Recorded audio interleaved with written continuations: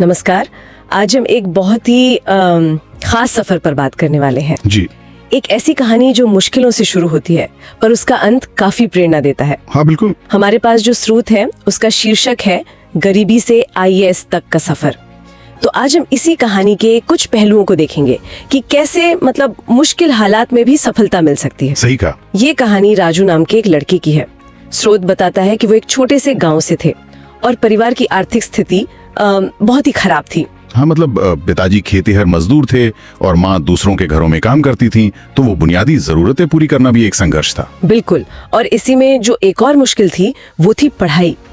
उसका खर्च उठाना ही अपने आप में एक बड़ी बात थी। हाँ, और स्रोत ये भी बताता है कि सिर्फ पैसे की कमी नहीं थी, बल्कि जैसे घर में बिजली तक नहीं थी। अच्छा। हाँ, तो उन्हें दिए की रोशनी में पढ़ना पड़ता था। सोचिए। ये तो वाकई कमाल की बात है। इस सब के बावजूद पढ़ने की इच्छा। बिल्कुल। और जैसे किताबें वगैरह भी आसानी से नहीं मिलती थी। हाँ, स्रोत में जिक्र है कि किताबों की कमी थी।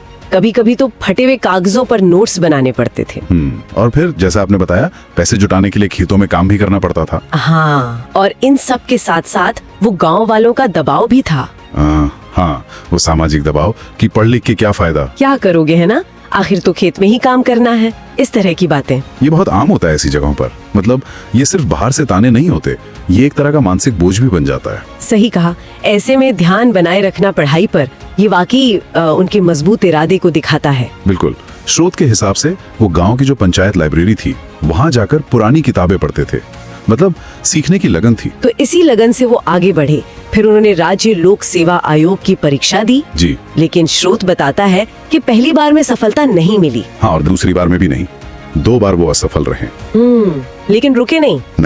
उन्होंने मेहनत जारी रखी और फिर अपनी तीसरी कोशिश में उन्होंने यूपीएससी की परीक्षा पास की, सिविल सेवा परीक्षा। और ये तो हम जानते हैं कि एक कितनी कठिन परीक्षा है। लाखों लोग कोशिश करते हैं, कुछ ही सफल हो पाते हैं। सही बात है। और ये जो असफलताओं वाला हिस्सा है ना, ये बहुत महत्वपूर्ण है। हाँ, कैसे?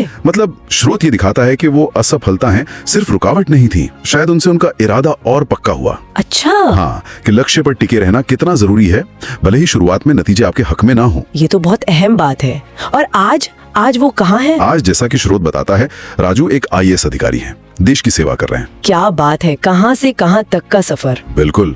और इसमें एक और बात है जो मुझे बहुत अच्छी लगी। हाँ, बताइए। वो ये कि वो अब अपने जैसे आर्थिक रूप से जो कमजोर बच्चे हैं, उनके लिए एक स्कूल भी चला रहे हैं। अरे वाह, ये तो सच में बहुत बड़ी बात है। हाँ, ये दिखाता है कि ये सिर्फ अपनी सफलता की कहानी नहीं है, वो इसे दूसरों के साथ बांट रहे हैं, औरों के लिए रास्ते बना रहे हैं। वापस अपनी जड़ों से जुड़ना एक तरह से। ही, बिल्कुल। जहाँ से वो खुद आए थे वहाँ मदद पहुँचाना। तो कुल मिला के इस कहानी से हम क्या समझ सकते हैं? स्रोत के अनुसार तो ये साफ है कि अगर इंसान में हिम्मत हो और वो हार न माने, तो वो मुश्किल से मुश्किल हालात को भी बदल सकता है। हाँ, व्यक्तिगत हिम्मत और जज्बे की तो ये एक बेहतरीन मिसाल है, इसमें कोई शक नहीं। जी। लेकिन इस कहानी को पढ़ते हुए एक सवाल मन में आता है। क्या सवाल? कि ठीक है, राजू की अपनी मेहनत तो सबसे ऊपर है, पर क्या कोई ऐसी सामाजिक या सरकारी मदद थी, या शायद होनी चाहिए थी, जो उनके जैसे और भी बहुत से बच्चों की राह थोड़ी आसान बना सके? ये सोचने वाली बात है। हाँ, व्यक्तिगत कोशिशों के साथ साथ एक सपोर्ट सिस्टम, एक सहायक माहौल कितना जरूरी हो सकता है, ये स्रोत हमें इस पर विचार करने को मजबूर करता है।